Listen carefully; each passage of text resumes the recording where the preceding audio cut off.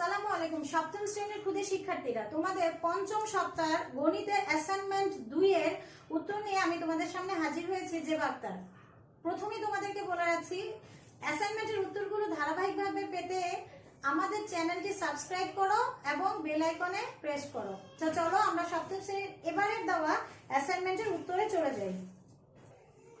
শিক্ষার্থীরা, তোমরা তো ইতিমধ্যে অ্যাসাইনমেন্টের দেওয়া কোশ্চেনগুলো কিন্তু হাতে পেয়ে গেছো। স্ক্রিনে তোমাদের কোশ্চেনগুলো দেওয়া আছে, যেখানে তোমরা দেখতে পাচ্ছ পাটিগণিত থেকে তোমাদেরকে একটি সৃজনশীল, যেটি হচ্ছে মূলত অনুপাত এবং শতকরার লাভ ক্ষতির থেকে মিলিয়ে প্রশ্ন করা। 2 নম্বর হচ্ছে তোমাদের 6.1 এবং 6.2 মিলিয়ে একটি ভগ্নাংশের অঙ্ক দেওয়া হচ্ছে তোমাদের। আর 7 নম্বর পরবর্তী যে অংশটা দেখতে পাচ্ছ, সেখানে মূলত সংক্ষিপ্ত প্রশ্নের উত্তর, যেখানে পুরোটাই এসেছে হচ্ছে আমাদের তৃতীয় অধ্যায় থেকে, অর্থাৎ যেটা পরিমাপের অধ্যায়, সেখান থেকে সংক্ষিপ্ত প্রশ্ন তোমাদেরকে দেওয়া হয়েছে। তাহলে আমরা ক্রমান্বয়ে উত্তরে চলে যাই। প্রথমে আমাদেরকে যে প্রশ্নটি দেওয়া ছিল সেটি ছিল সজল ও আমিনকে নিয়ে প্রশ্ন, যেখানে বলা হয়েছে কাপড় ব্যবসায়ী আমিন ও সজল যথাক্রমে 4 ঘন্টায় 50 কিলোমিটার এবং 3.5 ঘন্টায় 52 কিলোমিটার পথ অতিক্রম করে নারায়ণগঞ্জে পৌঁছেছিল। ব্যবসায় তারা 2,20,000 টাকা বিনিয়োগ করে 10% লাভ পেল এবং তাদের লভ্যাংশ তাদের গতিবেগের অনুপাতে ভাগ করে দেওয়া হয়েছে। এবার আমরা কয়ের উত্তরে চলে যাব। শিক্ষার্থীরা, ক নম্বর প্রশ্নে কাপড় ব্যবসায়ী আমিন ও সজল যথাক্রমে 4 ঘন্টায় 50 কিলোমিটার এবং 3.5 ঘন্টায় 52 কিলোমিটার যায়। এই অংশ থেকে তোমাকে বের করতে বলা হয়েছে সজলের গতিবেগ। তাহলে গতিবেগ তুমি 1 ঘন্টায় বের করবে। উত্তরটি তোমরা স্ক্রিনে দেখতে পাচ্ছ, যেখানে সজল 3.5 ঘন্টায় গিয়েছিল 52 কিলোমিটার। তাহলে 1 ঘন্টায় বের করবে।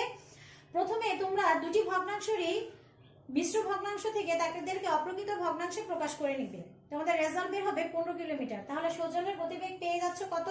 15 কিলোমিটার।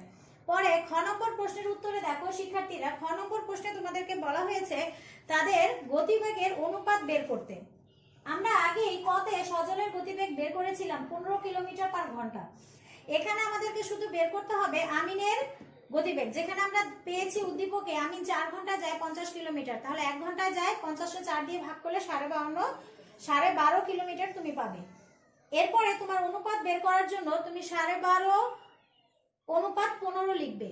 12.5 কে ভাঙলে 25/2, এরপর অনুপাত 15, 2 দিয়ে 15 কে গুণ করবে, গুণ হয়ে যাবে ভগ্নাংশে। তাহলে 15 দুগুণে 30, 25 আর 30 এর অনুপাত হচ্ছে 5:6, অর্থাৎ তাকে সরল অনুপাতে প্রকাশ করবে। এরপরে আমরা চলে যাব গ নম্বর প্রশ্নের উত্তরে। গ নম্বর প্রশ্নে তোমাদেরকে বলা হয়েছে তাদের যে লভ্যাংশ, ব্যবসায় বিনিয়োগের যে টাকাটা ছিল, যার পরিমাণ ছিল 2,20,000 টাকা, সেখান থেকে তার লভ্যাংশ বের করতে বলা হয়েছে। তাহলে আগে 10% লাভে তাদের লাভটা বের করে নেবে। 100 টাকা লাভ হয় 10 টাকা, 1 টাকায় লাভ হয় 10/100। এরপরে তুমি 2,20,000 টাকায় লাভটা বের করবে। বের হবে 22,000 টাকা। 22,000 টাকা তোমাদের লাভ বের হচ্ছে।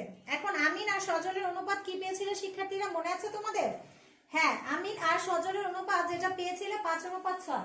অনুপাতের সমষ্টিটা আগে বের করে নাও। 5 + 6 = 11। আমিনের লভ্যাংশ হচ্ছে 22,000 এর 5/11, যেখান থেকে তুমি পাবা 10,000 টাকা। সজলের লভ্যাংশ পাবে 22,000 এর 6/11 = 12,000 টাকা। আশা করি তোমরা উত্তরটি খুব সহজেই লিখতে পারবে। আমরা চলে যাব 2 নম্বর প্রশ্নে, যেখানে আমাদের 2 নম্বর একটি সৃজনশীল প্রশ্নে ভগ্নাংশ দেওয়া আছে 3টি ভগ্নাংশ দেওয়ার পর প্রথম ভগ্নাংশের হরকে উৎপাদক করতে বলা হয়েছে। তাহলে প্রথম ভগ্নাংশের উৎপাদক হচ্ছে a² + a - 2। এটি মূলত আমরা করব হচ্ছে মিডল টার্ম পদ্ধতিতে। তাহলে -2, এখানে -2 আর আছে আমাদের মাঝখানের সংখ্যা +a। এখানে আমরা মিডল টার্ম করব হচ্ছে a² + 2a - a - 2। তাহলে আমাদের a² + 2 এর মধ্যে কমন হচ্ছে a। আমাদের তাহলে a কমন নিলে থাকবে হচ্ছে a * a + 2 - 1 * a + 2। তাহলে রেজাল্ট হচ্ছে a + 2 * a - 1। এটাই হচ্ছে আমাদের উৎপাদক।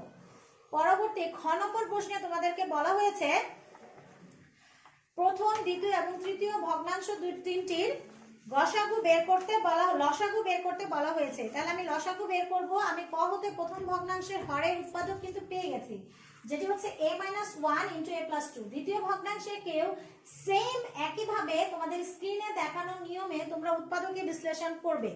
দ্বিতীয় ভগ্নাংশের হর ছিল a square plus 3a plus 2a, তাহলে 2 এর গুণিতক হচ্ছে 2 ইনটু 1, তাহলে আমরা 3 কে ভাঙাবো 2 আর 1 দিয়ে। এরপর আমরা a স্কয়ার প্লাস 2a থেকে a কমন নিব, a প্লাস 2 প্লাস 1। এখানে আমরা a প্লাস 2 এর মধ্যে কোনো কিছু কমন না গেলে আমরা জানি 1 কমন যায়, তাহলে 1 নিব, a প্লাস 2, তাহলে আমাদের রেজাল্ট আসবে a plus 1 into a plus 2। এরপর আমাদের রয়ে গেল তৃতীয় ভগ্নাংশ, যেখানে তৃতীয় ভগ্নাংশের হর হচ্ছে a স্কয়ার মাইনাস 1, তাহলে a স্কয়ার মাইনাস 1 এটি হচ্ছে a স্কয়ার মাইনাস b স্কয়ারের সূত্রে যাবে, যেটি হচ্ছে a plus 1 into a minus 1। তাহলে নির্ণয় লসাগু হচ্ছে a মাইনাস 1 ইনটু হচ্ছে a প্লাস 1, এরপরে থাকছে হচ্ছে a প্লাস 2। লসাগু মানে কিন্তু মনে রাখতে হবে শিক্ষার্থীরা common into uncommon, common into uncommon, common গুলো আসবে আনকমন গুলো আসবে। a মাইনাস 1 কে পরবর্তী তোমরা সূত্র নিতে পারো, আর যদি বলো যে না আমরা সূত্র নিব না, just a minus 1 into a plus 1 into a plus 2 রেখে দিব তাহলে হবে, তবে সূত্রে নিয়ে যাওয়া ভালো। তো শিক্ষার্থীরা তোমাদের তৃতীয় নম্বর যে আমাদের 2 এর গ নম্বর যে প্রশ্নটি, সেই প্রশ্নটি হচ্ছে মূলত দ্বিতীয় আর তৃতীয় ভগ্নাংশের যোগফল থেকে তোমাকে প্রথম ভগ্নাংশটি বিয়োগ করতে হবে। এজন্য প্রথমে আগে তুমি খ হতে দ্বিতীয় তৃতীয় যে ভগ্নাংশের হর পেয়েছিলে সেটি লিখবে, এরপরে ভগ্নাংশ দুটির যোগফল করবে 2 divided by a plus 1 into a plus 2 plus a divided by a plus 1 into a minus 1। এরপরে তুমি হরগুলোর লসাগু করবে, যে লসাগুটি এসে দাঁড়াবে a plus 1 into a minus 1 into a plus 2। এরপরে তুমি এটাকে কি করবে শিক্ষার্থীরা, আমরা জানি লসাগু হরগুলোকে যোগ বিয়োগ করার সময় লসাগু থেকে আমরা হরটাকে ভাগ দেই, অর্থাৎ এখানে তোমাদের যেটা দেওয়া আছে a plus 1 into a plus 2, এটাকে তোমরা a plus 1 into a minus 1 a plus 2 দিয়ে ভাগ করবে, যেখানে তোমার রেজাল্ট ভাগফল থেকে যাবে a মাইনাস 1, 2 দিয়ে a মাইনাস 1 কে গুণ করবে, আর এখানে থাকবে a plus 1 into a minus 1 দিয়ে ভাগ করলে থাকলে a মাইনাস 1 ইনটু থাকবে হচ্ছে a ইনটু a প্লাস 2। এখন আমরা ওই পাশে ধারাবাহিকভাবে a 2 দিয়ে a মাইনাস 1 কে গুণ করব, যেখানে রেজাল্ট আসবে 2a মাইনাস 2, আর a দিয়ে a প্লাস 2 কে গুণ করলে a স্কয়ার প্লাস 2a, এটা হবে রেজাল্ট। তাহলে যোগফলটা দাঁড়াচ্ছে a স্কয়ার, শিক্ষার্থীরা খেয়াল করো, a square minus 2 plus 4a। আমরা এই যোগফলটার সাথে পরবর্তী প্রথম ভগ্নাংশটি বিয়োগ করব, তাহলে আমাদের যোগফল হয়েছিল a square minus 2 plus 4a divided by a square minus 1 a plus 2 minus a divided by a square, আমাদের প্রথম ভগ্নাংশ হচ্ছে a divided by a square plus a minus 2, তাহলে a square minus 2 plus 4a, আমরা a square minus 1 কে সূত্রে ভাঙাই ফেলবো a plus 1 into a minus 1। এরপরে আমরা দ্বিতীয় ভগ্নাংশ থেকে বিয়োগফল করব, তাহলে সেম আগের নিয়মে প্রসেসিং করে হরগুলোর আগে লসাগু বের করবে, লসাগু বের করার পরে আবার হর দিয়ে লসাগুকে ভাগ করে যেটা থাকবে সেটা লিখবে। তাহলে এখানে আমাদের প্রথম যে রেজাল্টটা শেষ পর্যন্ত এসে দাঁড়াবে সেটা হচ্ছে আমাদের লসাগু, দেখো a square minus 2 plus 4a, যেটা হর ছিল a plus 1 into a minus 1 a plus 2, লসাগু দিয়ে এটাকে ভাগ করলে রেজাল্ট হয় 1, যে কারণে হর যেটা ছিল সেম সেটাই বসেছে, অর্থাৎ a square minus 2a plus 4a।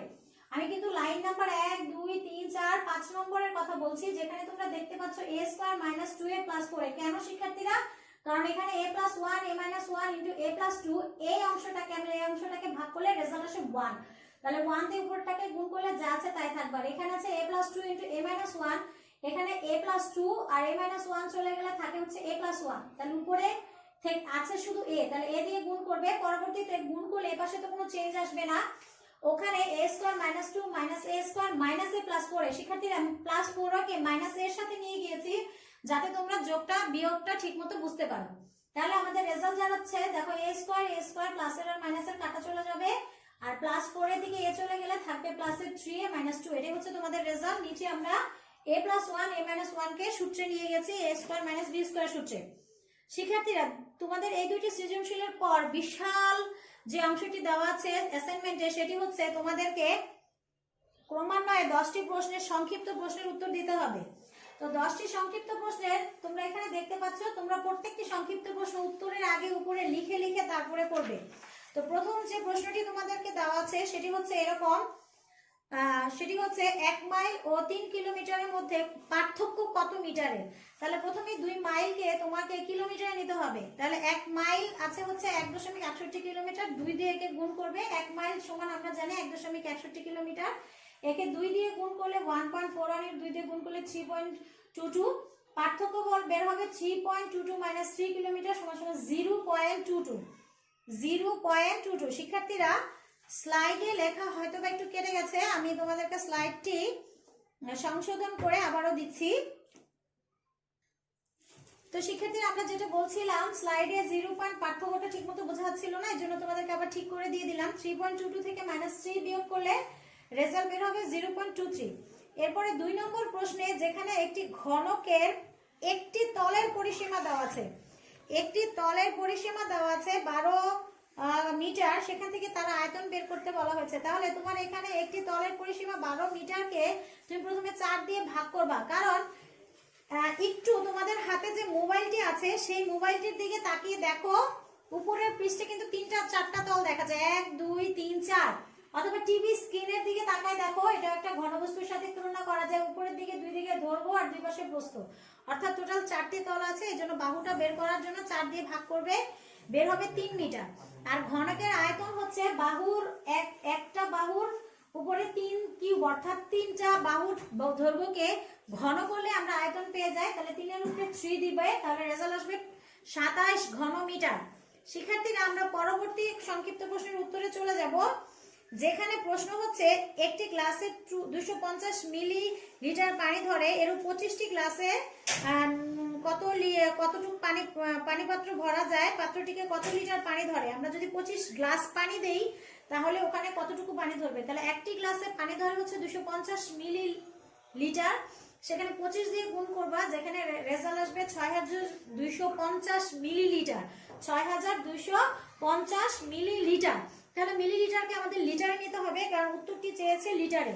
তাহলে 1000 দিয়ে ভাগ করলেই তোমরা রেজাল্ট পেয়ে যাবে 6.225 লিটার। শিক্ষার্থীরা একটি কথা না বললেই না, তোমাদের যে সংক্ষিপ্ত প্রশ্নগুলো দেওয়া হয়েছে তাতে কিন্তু একটু চালাকি করে প্রশ্নগুলোকে ঘুরিয়ে দেওয়া আছে, এজন্য এককগুলো খুব ভালো করে লক্ষ্য করবে। 4 নম্বর প্রশ্নে বলা হয়েছে সরকারি ব্যবস্থাপনায় প্রতিদিন 8 ঘন্টা করে একটি ট্রাকে চাল বিক্রি করা হয়। গড়ে প্রতি ঘন্টায় যদি 280 কেজি 500 গ্রাম চাল বিক্রি করা হয়, তাহলে প্রতিদিন কত মেট্রিক টন চাল বিক্রি করবে। যে কথাটা আমি তোমাদের একটু আগে বলেছিলাম, খেয়াল করেছো? এককগত পার্থক্য আছে। তাহলে 1 ঘন্টা চাল বিক্রি করে 280 কেজি 500 গ্রাম, তাহলে 8 ঘন্টায় তুমি চাল বিক্রি করবে, 8 দিয়ে পুরো সংখ্যাটিকে গুণ করবে, যেখানে তোমার কেজি বের হবে 2240 কেজি আর 400 গ্রাম। প্রথম কাজ হচ্ছে 400 গ্রামকে কেজিতে নেওয়া, যেটাকে 1000 দিয়ে 4000 গ্রাম। আবারও খেয়াল করো, রেজাল্ট বের হচ্ছে 4000 গ্রাম, 2240 কেজি আর হচ্ছে 4000 গ্রাম। তা 4000 গ্রামকে আমরা যদি 1000 দিয়ে ভাগ করি তাহলে ওটা কেজিতে চলে যাবে, তাহলে ওখানে আমরা পাবো 4 কেজি। তাহলে 2240 এর সাথে আমরা 4 কেজি যোগ করলে রেজাল্ট আসছে 2244 কে মেট্রিক টনে নেওয়ার জন্য তুমি ভাগ করবা, দেখবা তোমার রেজাল্ট আসবে হচ্ছে 200 মেট্রিক টন 244 কেজি। এখানে তুমি ভাগ করবে কত দিয়ে শিক্ষার্থীরা? 1000 দিয়ে ভাগ করলেই, তাহলে ওটা 1000 দিয়ে তুমি যখন ভাগ করবা তাহলে ওখানে 2000 এ 2 চলে আসবে, আর যে বাকিটা থেকে যাবে ওটা হচ্ছে কেজিতে থাকবে, কেজি এককে থাকবে। পরবর্তী আমরা 5 নম্বর প্রশ্নে যাব, যেখানে তোমার পড়ার টেবিলের দৈর্ঘ্য আর প্রস্থ দেওয়া আছে, তবে প্রস্থ দেওয়া আছে, দৈর্ঘ্যটি দেওয়া নেই। দৈর্ঘ্যতে একটা প্যাচ দেওয়া হচ্ছে, সেখানে বলা হয়েছে দৈর্ঘ্য হচ্ছে প্রস্থের 1.5 গুণ, দৈর্ঘ্য প্রস্থের 1.5 গুণ। তাহলে সেখান থেকে তুমি দেখো টেবিলের প্রস্থ 2 ফুট, দৈর্ঘ্য হচ্ছে 2 এর 1.5 গুণ, সেখানে বের হবে 3 ফুট। এবং টেবিলের উপরিতলের ক্ষেত্রফল 3 আর 2 গুণ করলে বের হয়ে যাবে 3 দুগুণে 6 বর্গ ফুট।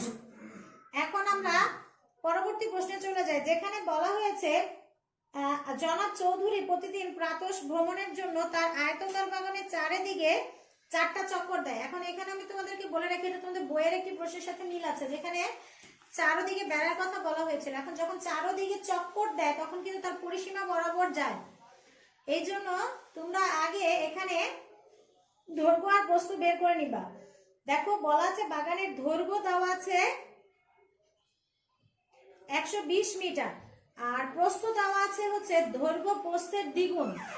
খেয়াল করো, বাগানের দৈর্ঘ্য 120 মিটার আর দৈর্ঘ্য হচ্ছে প্রস্থের দ্বিগুণ, তার মানে প্রস্থটা দৈর্ঘ্যের অর্ধেক, যেখানে আমাদের রেজাল্ট বের হবে 60 মিটার। বাগানের চারিদিকে চক্কর দেন, অর্থাৎ বাগানের পরিসীমা বরাবর ঘুরেন, তাহলে প্রতিদিন কতটুকু হাঁটে শিক্ষার্থীরা?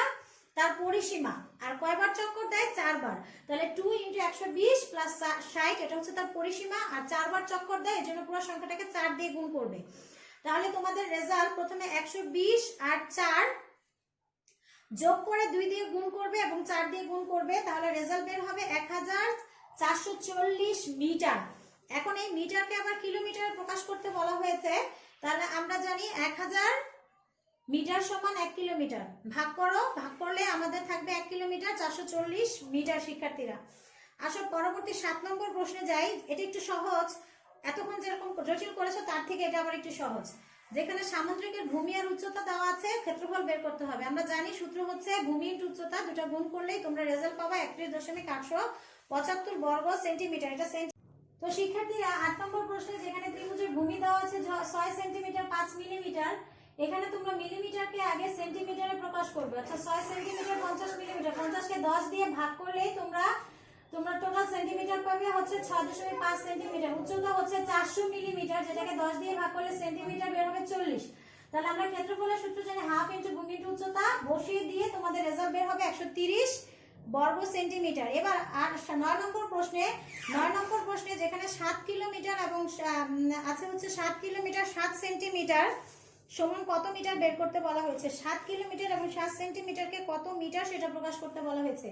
তাহলে 7 কিলোমিটারকে 1000 দিয়ে গুণ করবা, সেটা মিটারে কনভার্ট হয়ে যাবে। আর সেন্টিমিটারকে 7 কে 100 দিয়ে ভাগ করলে সেটা মিটারে কনভার্ট হবে। তো তোমার টোটাল রেজাল্ট এসে দাঁড়াবে হচ্ছে 7000.07 মিটার। আর 10 নম্বর প্রশ্নটি মূলত একটি জ্ঞানমূলক প্রশ্ন, যেখানে বলা হয়েছে উত্তর মেরু থেকে বিষুব রেখা পর্যন্ত দূরত্বের কত ভাগের 1 ভাগকে 1 মিটার বলা হয়। এটি হচ্ছে কোটি ভাগের 1 ভাগকে 1 মিটার বলা হয়। তাহলে শিক্ষার্থীরা তোমরা সপ্তম শ্রেণীর গণিতের অ্যাসাইনমেন্ট সলিউশনটি পেয়ে গেলে এটি বাসায় বসে দ্রুত খাতা কলম নিয়ে করে ফেলো এবং এভাবে ধারাবাহিকভাবে অ্যাসাইনমেন্টের উত্তর পাওয়ার জন্য আমাদের চ্যানেলের সাথে থাকো। ধন্যবাদ।